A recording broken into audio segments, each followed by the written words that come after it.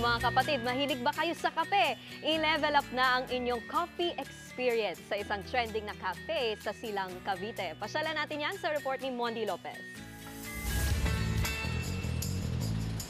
Sabi nga nila, kape is life. Kaya naman kung isa kang coffee lover o may kakilalang mahilig sa kape, aba, para sa inyo ang trip ko for this weekend. Trending ang isang coffee shop dito sa Silang, Cavite. Gawa mula sa lumang yero na pinagtagpi-tagpi.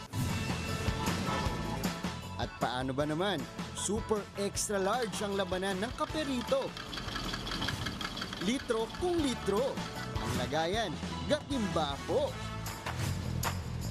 Di nagpahuli ang magkaibigang Kurt at James, kapwa first-timer sa kapihang ito.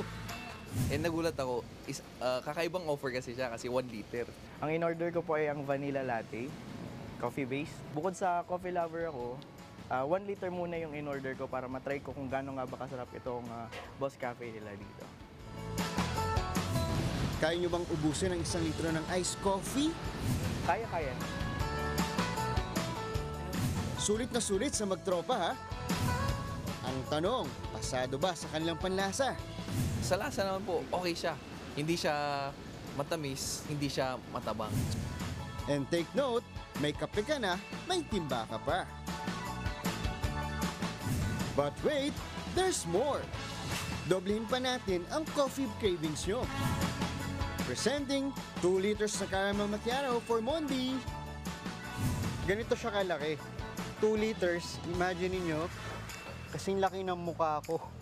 Ganun kadami. Katumbas nito ay 2 ganito. Imagine niyo, lahat yun, iinumin nyo, diba? Ganun kadami. Kaya naman, nandito si Kuya Joel. Si Joel, okay ka dyan? So, try natin to. 2 liters, di kaya na isang tao to. Tingnan natin. Tapos, ito na. Masarap. Pwede. Ang 2 litro, pwede nang paghatian ng 5 katao. At ang isa pang gimmick ng pinaka-boss ng coffee shop na ito, may 2 klase ng kape ayon sa presyo. Slab, hampas, soy, lupa po. Ito po yung aming mga pangmasa, mga budget friendly po. Na pag pinagsama ito ay hampas lupa. Yung slab soil, sir, masa, yung budget friendly. Yun, yung rich kid naman, sa mga medyo sosyal, yung may mga pera konti, mga bagong sahod. Paalala lang po, hinahinay lang sa pag-inom ng coffee. Teka, ano nga ba ang best kape? Eh di yung Kapelingka. Mondi Lopez, News 5.